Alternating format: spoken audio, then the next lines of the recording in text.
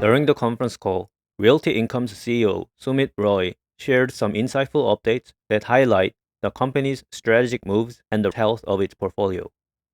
First, he covered the importance of diversification. He pointed out that Realty Income's real estate assets are spread across a variety of geographies, asset types, and client relationships. He claimed that this enables Realty Income to pursue superior risk-adjusted returns in various market conditions. For example, during the first quarter, the company invested in about $600 million at an initial weighted average cash yield of 7.8% across retail, industrial, and data centers. Notably, about $300 million, or over half of this investment volume, was allocated to properties in Europe and UK, achieving an 8.2% initial cash yield. CEO emphasized that this quarter's bias towards international investments as a testament to Realty Income's commitment to a globally diversified approach in capital allocation. Expanding further on its investment activities, Realty Income's investment volume within the US was relatively modest at $275 million, but still achieving a strong cash yield of 7.3%.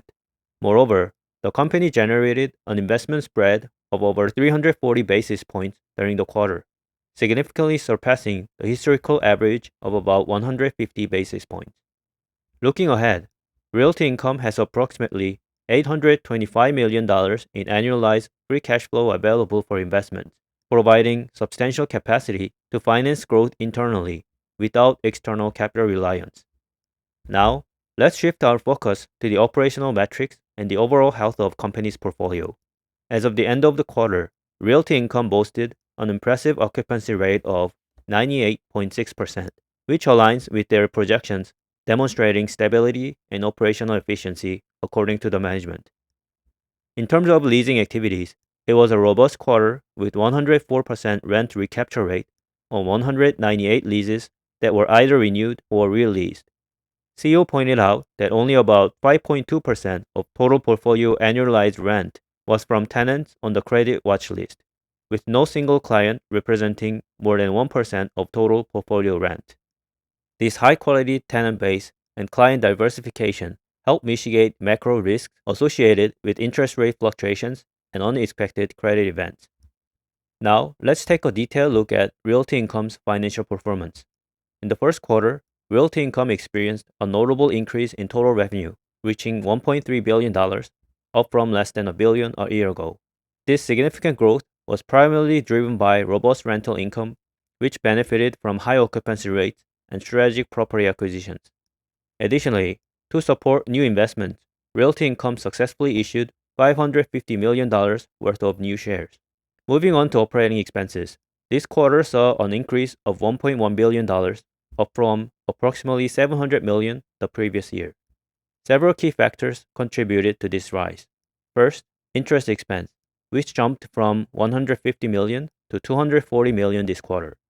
Second, provision for impairment, which means the company recognized losses from its past investment, which were about $90 million, more than 6 times increase from last year. Finally, merger and integrated related costs were substantial at $94 million, associated with Spirit Realty merger, which closed recently. Due to the increased costs mentioned, total operating income before taxes fell to $149 million, marking a substantial decrease from the previous year. But when we shift our focus on the AFFO, the most relevant fundamental performance number for REITs, Realty Income generated $860 million of total AFFO for the first quarter, which is a significant improvement from last year's $650 million. After adjusting for the increased share count resulting from the M&A, the AFFO per share reached $1.03, reflecting about 5% increase from the previous year. This shows a solid financial performance underlying the company's resilience according to the management. Now, let's move on to the investor Q&A session, where we delve into specific aspects of Realty Income's strategy. First, Realty Income is seeing much more favorable risk-adjusted return opportunities in Europe, more so than in the US. This strategic shift is largely influenced by the current economic uncertainties and mixed forecasts about interest rate movements in the US market. Therefore, Realty Income's investment activities in the first quarter saw a significant portion, about 54% of the volume, focused on Europe, particularly with an initial weighted average cash yield of 8.2% compared to the US, where the yield was only 7.3%. Next, in addressing speculations about a potential spin-off of its European operations, the CEO made it clear that there was no plan to separate these assets from the main portfolio. He emphasized the strategic value of maintaining European operations within the broader organizational structure, highlighting the advantages it brings to the company in terms of risk-adjusted return profiles and overall market positioning. Regarding long-term investment strategy, the CEO emphasized the company's approach to investment, which is characterized by thoughtfulness and discipline, focusing on yield and quality rather than merely pursuing specific volume of acquisitions. This strategy suggests a caution but open stance towards adjusting investment activities based on evolving market conditions. He expressed optimism about the US market, anticipating more favorable investment opportunities in the latter half of the year as the economic outlook becomes clear. And regarding tenant risk, Rite Aid is a significant name on Realty Income's watchlist. It is currently undergoing bankruptcy proceedings, but its impact on the overall portfolio is relatively minimal, with only 31 basis points of rent impact. Joann Stores is another tenant on Realty Income's watchlist, representing 4 basis points of rent. And Red Lobster is not currently in bankruptcy, but is a focal point due to its substantial size and challenges it faces. Realty Income has 216 leases with Red Lobster, which constitutes 1.07% of the total rent. Despite operational challenges, Realty Income believes that Red Lobster has potential to stabilize and thrive due to the strength of the locations Realty Income leases to them. As of the latest, Realty Income has collected 100% of rent due from Red Lobster. Another potential worry comes from Dollar Tree. Realty Income has approximately 3% of its rent derived from properties leased to Dollar Tree, which owns Family Dollar. Regarding lease expirations and potential store closures, the CEO noted that only about 9 basis points of Realty Income's total lease expirations over the next 2 and 2.5 years are anticipated to be impacted by these closures. Even if some of these properties are included in the closure list, the impact on Realty Income is expected to be minimal.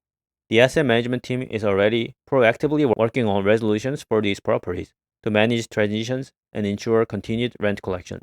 The CEO also highlighted that there is significant interest in some of these locations from other retailers, suggesting a strong potential for releasing.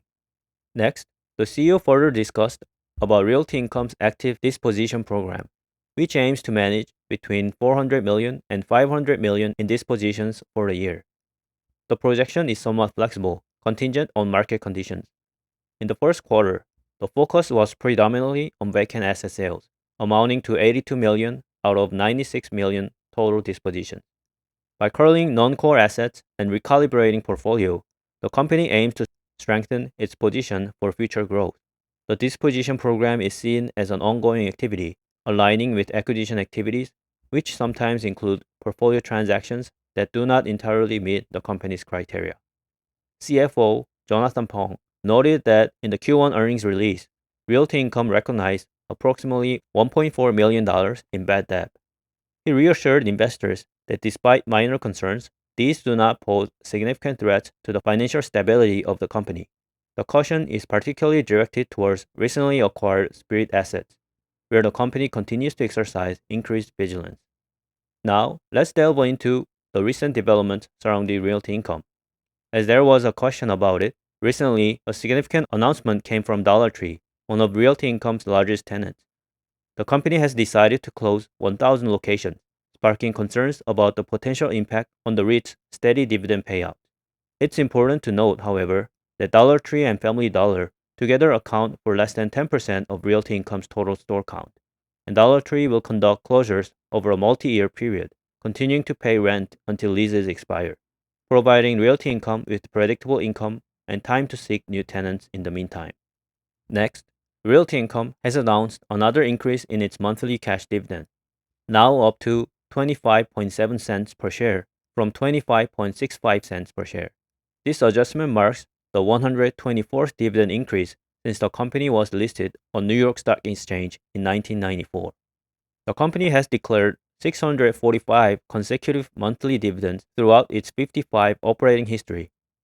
So to summarize current situation, Realty Income is diversifying further into Europe and also to non-retail businesses like data centers and other JV structures. Second, financial performance is holding up with decent AFFO results, and its well-known dividend increase is still continuing. Third, but the market is starting to worry about tenant risk, as several analyst questions showed during the Q&A session. And lastly, management provided 2024 full-year guidance in the call, and they're expecting about $4.21 of AFFO per share this year.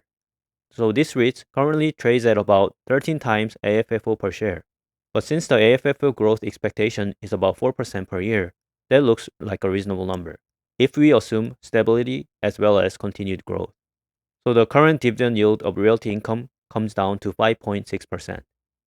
Okay, so that's it for today's update on Realty Income, and thanks for watching this video.